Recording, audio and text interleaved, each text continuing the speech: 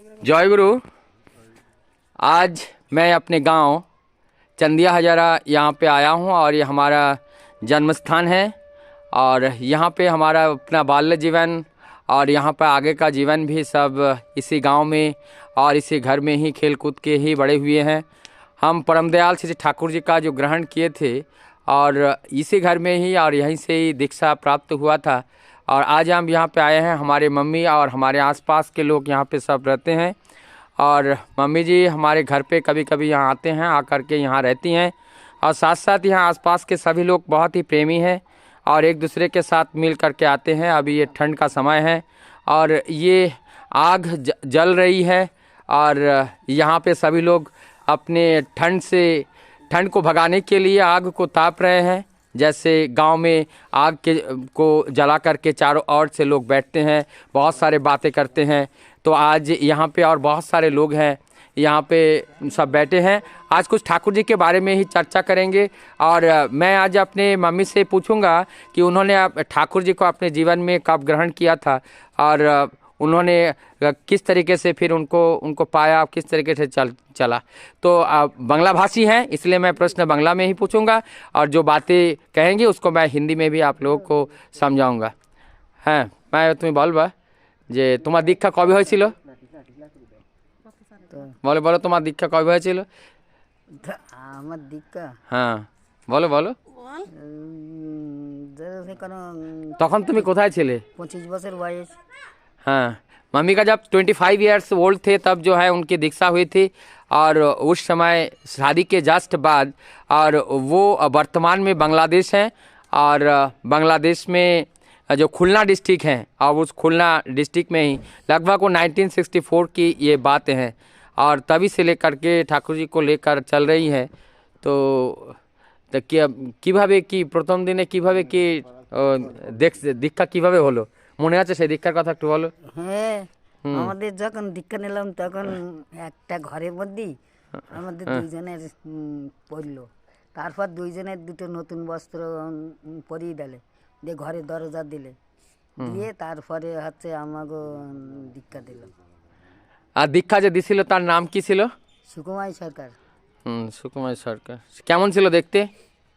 ওই দেখতে বয়স হয়ে গেছিল, বয়সও তা 70-এর গায়ে, 70-75 বয়স তো হবেই হবে। আচ্ছা, দীক্ষা নেওয়ার পরে তারপর কি করতে? দীক্ষা নেওয়ার পরে আমরা শুক্রবারের দিন মাছ মাংস খাতাম না। বলিল যে খালি শুক্রবারটা খালি পালবা আর তোমরা যা করো করবা, খালি শুক্রবারটা হচ্ছে ঠাকুরের নামে হচ্ছে পালবা। সব সময় পরিষ্কার পরিচ্ছন্নতা হয়ে থাকবা, পায়খানা করলে কাপড় পাল্টাবা। আর ইষ্টভীতির কথা কি বলছিল? সকালে সকালে সকালে ইষ্টভীতি করবা, ইষ্টভীতি না থাকে তা চাল রাখবা। তখন তো গ্রামে তো এত টাকা পয়সাও ছিল না। ওই এক পাত্রে চাল থুতে হতো আর এক পাত্রে হাতে এক মুষ্টি করে আর এক পাত্রে রাখতে হতো। সেই চাল মাস পুড়ে গেলে হচ্ছে বিক্রি করে হচ্ছে ঠাকুর ঘরে পাঠাতে হতো। আচ্ছা, তা ঠাকুরকে গ্রহণ করে পেয়ে জীবনে কিছু কি লাভ হলো না কি হলো? হ্যাঁ, ঠাকুরকে গ্রহণ করে আমি খুব জীবনে লাভ পাইছি। কি মনে হলো যে তাকে গ্রহণ করে আমার জীবনে এই জিনিস লাভ হলো? হয় আমি ওই দীক্ষা নিয়ে ভালো হয়েছে। তার মানে এই দীক্ষা সবার গ্রহণ করারও প্রয়োজন নাকি? হ্যাঁ, সবাই তো দীক্ষা গ্রহণ তো করিছে, তা তো ঠিক মতো পাল্টিছে না ওরা, তা কী করবে। जाय होक, जो आज अब तक मैं अपने मम्मी से बात कर रहा था, उन्होंने अपने जो आवृत्ति हैं पहले की वो बातें सब बता रही थी और वर्तमान हमारे पिताजी नहीं हैं, वो पंचतत्व में विलीन हो चुके हैं, परम धाम को प्राप्ति हो चुके हैं।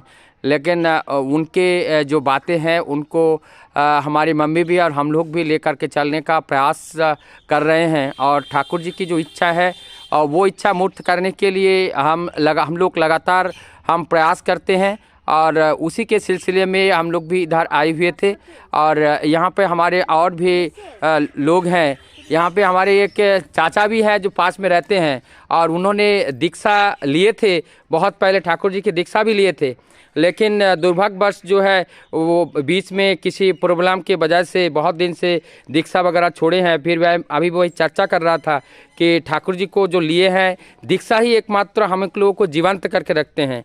तो मैं उनसे कुछ पूछता हूँ कि आपको लेकर के कुछ जीवन में फ़ायदा हुआ था, नहीं हुआ था? हाँ अंकल जी, आप बताइए कि आपको ठाकुर जी ग्रहण करके आपके जीवन में कुछ फ़ायदा हुआ था, नहीं हुआ था? ठाकुर जी के नाम लेके तो फायदा होता ही रहता है। हाँ, अभी आपका दीक्षा कैसे प्राप्त हुआ था? वो तो मुझे नहीं आता था। हाँ, तो आपने दीक्षा किससे लिए थे? श्यामल जी, श्यामल कुमार गांगुली। श्यामल कुमार गांगुली जी से दीक्षा लिए थे।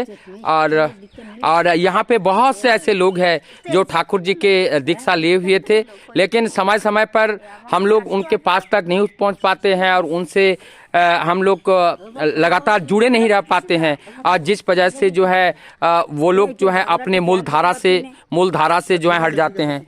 अभी हमारे सामने और भी लोग हैं, बहुत सारे लोग हैं। हमारे एक मामी है, मामी से भी मैं बात करता हूं और उनसे मैं पूछता हूं, आप भी अपने आध्यात्मिक जीवन बिताते हैं और जगह जगह पे आप सत्संग में जाती हैं और वृंदावन मथुरा धाम में जाती हैं, आप भगवान श्री कृष्ण के उपासक हैं और इस समय भी जहाँ पे भी कोई भी सत्संग होते हैं वहाँ पे आप जाते हैं, तो भगवान को जीवन में ग्रहण करके चलने में कैसा आनंद आता है? बोलें।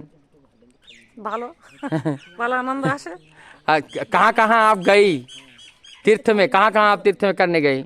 বৃন্দাবন গেছি, মথুরায় গেছি, ও জগন্নাথপুর গেছি। तो वृंदावन आपको कैसा लगा? ভালো লাগেছে। सबको जाना चाहिए। हाँ। यह हम आपको सुना रहे थे कि आप भी वृंदावन की कई जगह पे गए हैं और उनको बहुत अच्छा लगा है।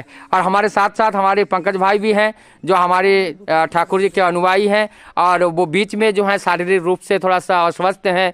बीच में उनके ऐसा एक परिस्थिति आया था जिनसे उन्हें एक्सीडेंटली उनका पैर टूट गया था, लेकिन उसके बावजूद भी वो ठाकुर जी को लेकर के एकदम विश्वास के साथ चलते हैं और सारे परेशानियां वो जीवन में सब दूर होता चला जाता है।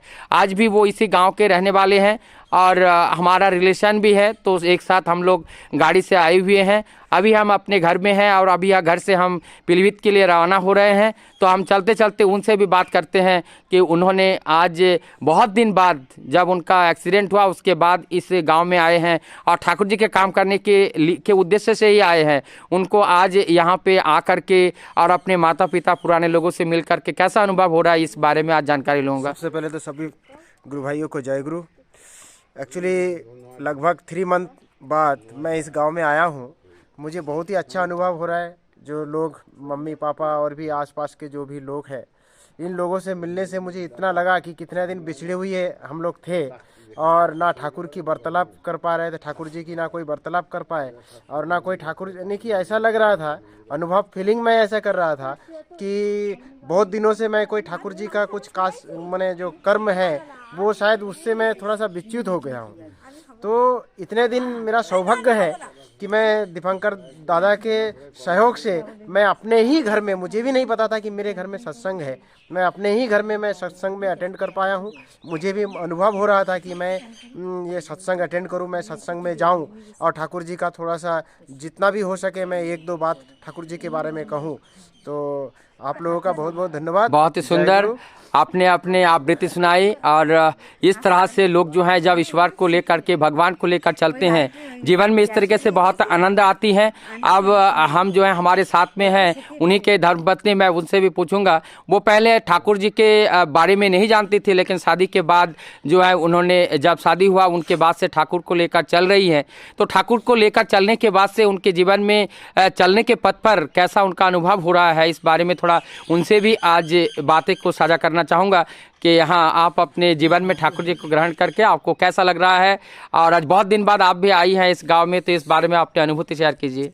जय गुरु, सभी को मेरा जय गुरु। मुझे बहुत अच्छा अनुभव हो रहा है कि 3 मंथ से हम लोग जो है पूरनपुर में रहते हैं और मेरे हस्बैंड का एक्सीडेंट हो गया था, तो तभी से हम गांव में आ ही नहीं पाए। और ठाकुर जी की ये बहुत दया है कि अचानक से ही हमारे घर में जो है सत्संग का प्रोग्राम रखा गया और हम उसमें शामिल भी हो पाए। ये जो है बहुत बड़ी बात है। और ठाकुर शादी के बाद से ही मेरा दीक्षा हुआ है ठाकुर जी का। तो जो है हमने जो है उसके बाद 4 साल बाद हमारा शस्तनी भी हुआ है। मतलब पहले तो हमारे बहुत सारे ऐसे मतलब दुर्घटनाएं बहुत हुई हैं, पर शस्तनी के बाद जो है बहुत अच्छे से रह रहे थे हम लोग, और अच्छे हैं भी। यही हम कहना चाहते हैं। जय गुरु। बहुत ही सुंदर हमने बातें सुनी है। और इस तरह से हमारे जीवन में बहुत समस्याएं आती हैं, अनेकों समस्याएं आती हैं, लेकिन जब हम उनके साथ जुड़े रहते हैं तो हमारे जीवन की सारी समस्याएं दूर होती हैं। हम सबसे यही मुझे लगता है कि हमारे जीवन में जितने भी समस्याएं आए, जितने भी असुविधाएं आए, सबको दरकिनार करते हुए हम अगर उनके साथ जुड़े रहे तो हमारे जीवन की वो सारी समस्याएं, जो परम पिता है, जो परमेश्वर हैं, हमारे जीवन की सारी समस्याओं को दूर करके वो अपने पास बुला लेते हैं। जैसे माता पिता अपने संतान को अपने पास रख लेते हैं, उनको किसी तरीके से कोई आँच आने नहीं देते हैं, ठीक उसी प्रकार से वो परम पिता भी हमें कोई आँच आने नहीं देते हैं। और सबकी मंगल प्रार्थना परम पिता के चरणों में करता हुआ आज का वीडियो यहीं पे समाप्त करता हूँ। जय गुरु, वंदे पुरुषोत्तम।